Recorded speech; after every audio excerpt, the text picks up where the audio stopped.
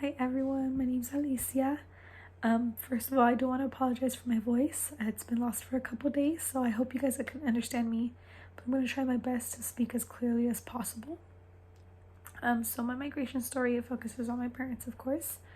And so, like many others, they immigrated over from Nayarit, Mexico, over to Yuba City, California, which is in the NorCal area. It's in the greater Sacramento area of California. And so that's where I've been born and raised. I still currently live there as well. And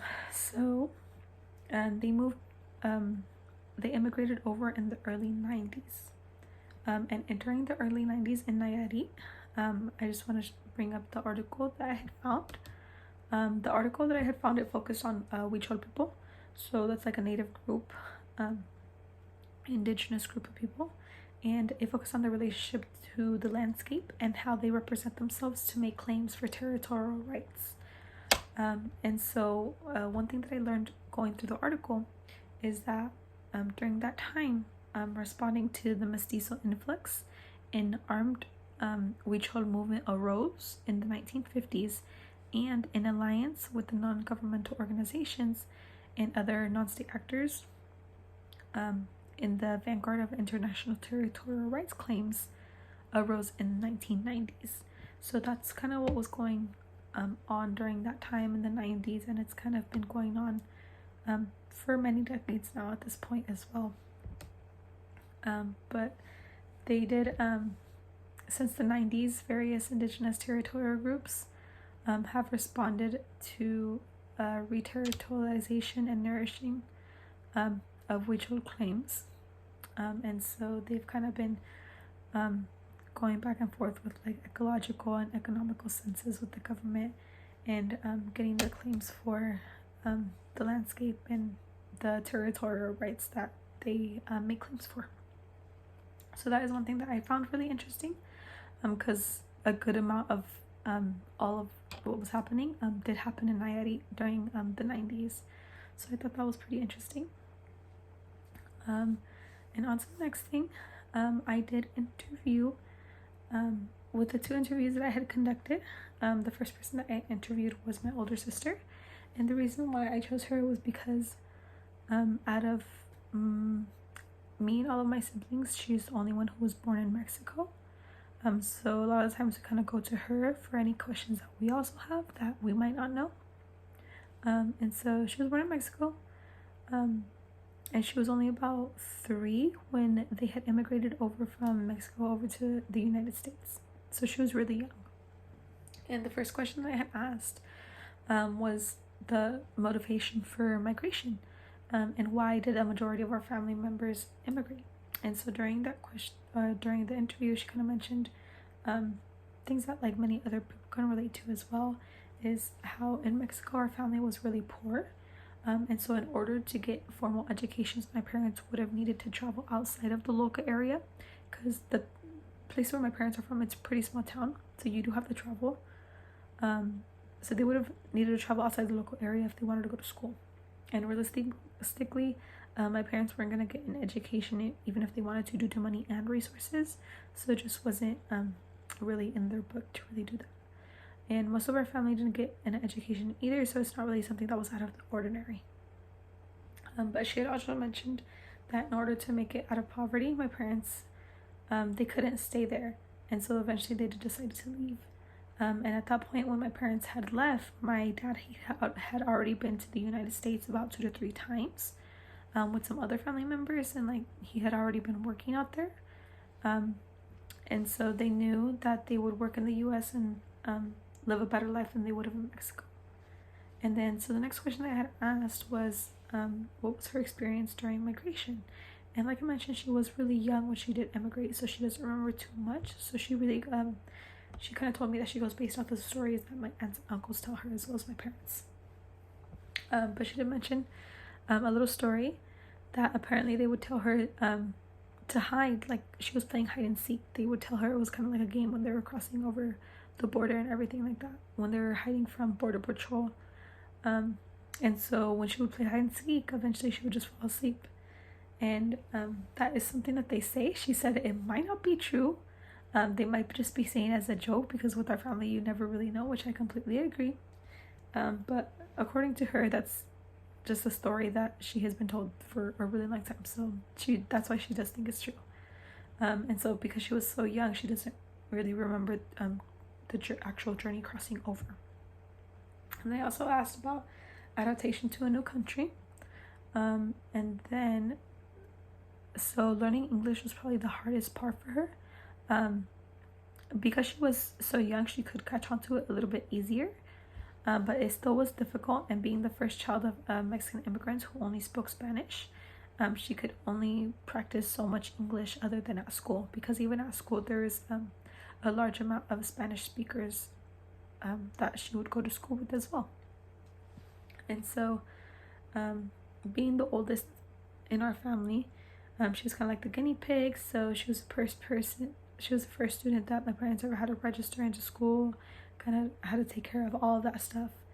So they were learning with her as well. And I also asked about any issues of identity, just considering that she was born in Mexico, but she never really lived there, other than her first 2-3 years of life.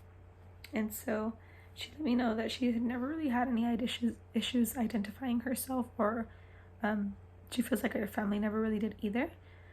She feels like none of us really kind of went through that. Even the second generation, they don't have any problems with that either. We all know our origins, we all speak the language, we all speak Spanish, and so we're not afraid to really embrace our story or kind of share where we come from. And she did mention that yes, it was a struggle to learn new things, but she is who she is, and everything makes her who she is. And so the one thing that she was curious about, though, at least like with her identity, is she kind of gets curious on how different she would have been had she actually lived in Mexico. Had my parents actually decided to stay in Mexico, and that's where she would have been raised. And so the next person I had interviewed was my mom, and they had really similar answers. And so when I had asked my mom about her reason or motivation to migrate, she had told me that she did not want to live in the poverty of Mexico, because she had to work to live ever since she was about 7 years old, and she couldn't afford to go to school. Her and my dad only went up to the 3rd grade in elementary school, so they really didn't have any more education really past that, at least formally. And one thing for my mom specifically, because she was really, really poor, is she would go to neighbors' houses to go eat, and they would offer her food because they knew my mom didn't have a mom. She had passed away during child labor,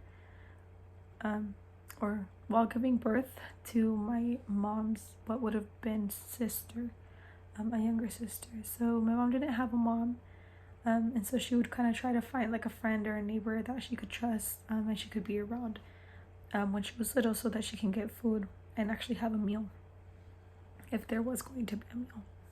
And with her experience of migration, it was hard, especially with a toddler at the time. She was learning how to parent, as well as like just learning how to live in a new country and adapt to everything. But she did mention that since my dad had already crossed over to the United States twice before she finally went, she kind of knew what to expect from the stories, as well as the stories from other people. And she knew that she wasn't alone, at least completely alone, because we already had family members here. There's already a bunch of other Mexican immigrants as well. So that kind of kept her motivation going. And then with the adaptation to a new country, she said she did have a little bit of a culture shock, because it is completely different from Mexico compared to the US, of course. And yes, she knew what to expect from based on what she had heard and what she was told. But it was really different experiencing it for herself and raising a child in a new country with very little money. And then one thing that she did say is that she does not see herself going back to live in Mexico anymore. She likes her new life a lot better. Yes, she still loves going to Mexico, and she loves where she comes from. It's just that this is where her life is now. And she constantly goes back to visit. We have a house there. My parents have a house there. And so she doesn't really plan on living there again, like how some other people do. And then in regards to issues of identity, she mentioned that she never really had any issues with her identity or figuring out who she was. She knows who she is and where she comes from, basically like almost the same words that my sister had mentioned. But one thing about my mom is that she kind of had to learn a lot because, like I mentioned, she never had a mother around, and so growing up she was forced to grow up a lot faster, like grow up really quickly because she had to take care of her siblings. And so when she was migrating over here to the United States, because she already had some of her siblings here, it's not like she was completely alone in the process, which is why she didn't feel like she was ever really losing herself or didn't know who she was at any point in time. She says she's still the same person that she was in Mexico. So who she was in Mexico is the same person that she is here. So there is not much that really could change from her. And then one thing, one actual article that I want to show you guys that I think is really important, is a tapestry. This is the tapestry that I was mentioning.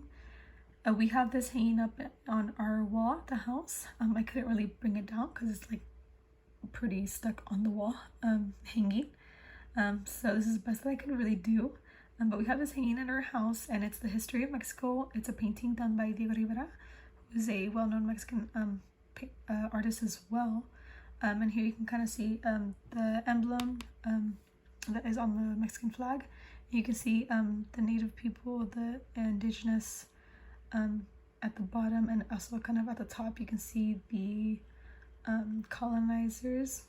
So yeah, it's one of my favorite things that we have at the house, because like we mentioned, we do know our roots. We embrace who we are.